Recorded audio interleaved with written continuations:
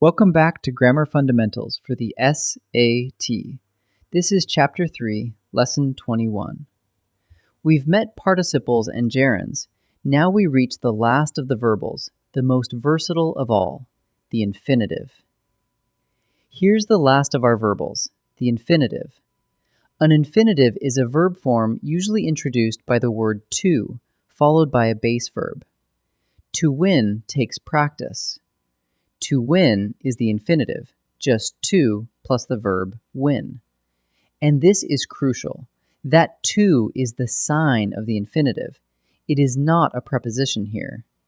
So whenever you see to followed by a base verb, you found an infinitive. What makes the infinitive so handy is that it can do three different jobs. It can be a noun. To win takes practice. Here it's the subject. Or everyone wanted to leave. Here, to leave is a direct object. It can be an adjective. This is a good book to read. To read describes the noun book. And it can be an adverb. We paused to rest.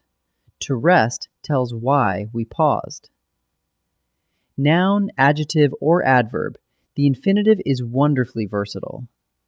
Like the other verbals, an infinitive can bring along modifiers and complements, forming an infinitive phrase. We hope to reach the summit by noon. The phrase to reach the summit is an infinitive phrase, and it works as a single unit, here as a noun, the direct object of hope.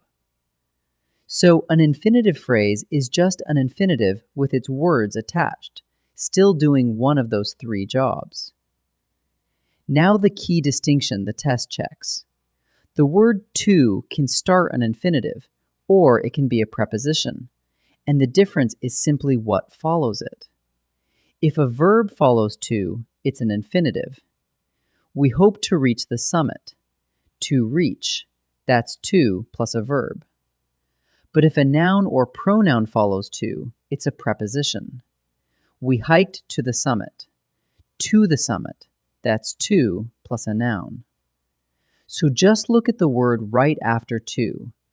A verb means infinitive. A noun or pronoun means preposition.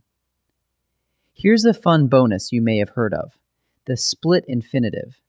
That's when a word sneaks in between to and the verb.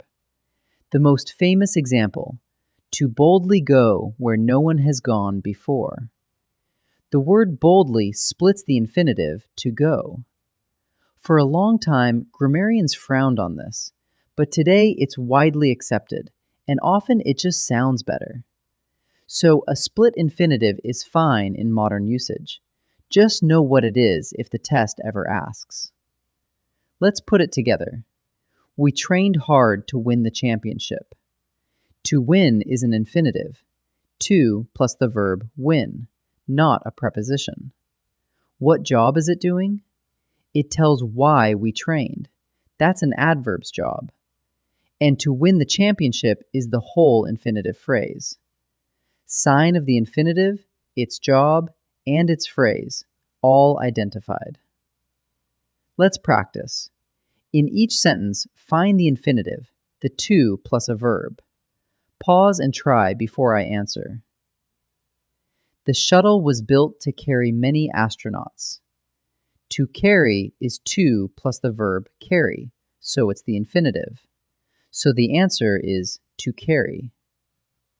A crew was sent to repair the telescope. To repair is to plus the verb repair, an infinitive working as an adverb. So the answer is to repair. That program was made to study the upper atmosphere. To study is to plus the verb study, the infinitive.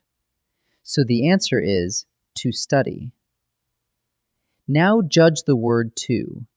Is it the sign of an infinitive with a verb after, or a preposition with a noun after? Pause and try each. Tamara belongs to the Volleyball Association. After to comes the noun phrase, the Volleyball Association, a noun, not a verb. So it's a preposition. She was the first member to fly the shuttle.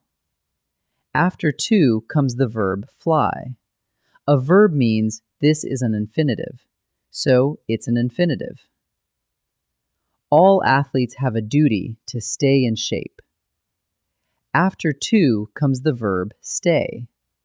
A verb after to means an infinitive, so it's an infinitive. Let's bring it together. An infinitive is to plus a base verb, and that to is the sign of the infinitive, not a preposition. It's the most versatile verbal, working as a noun, an adjective, or an adverb. And to tell an infinitive from a preposition, just look at what follows to. A verb makes an infinitive. A noun or pronoun makes a preposition. That wraps up the verbals. Great work! In Lesson 22, we'll practice telling all the verbal phrases apart.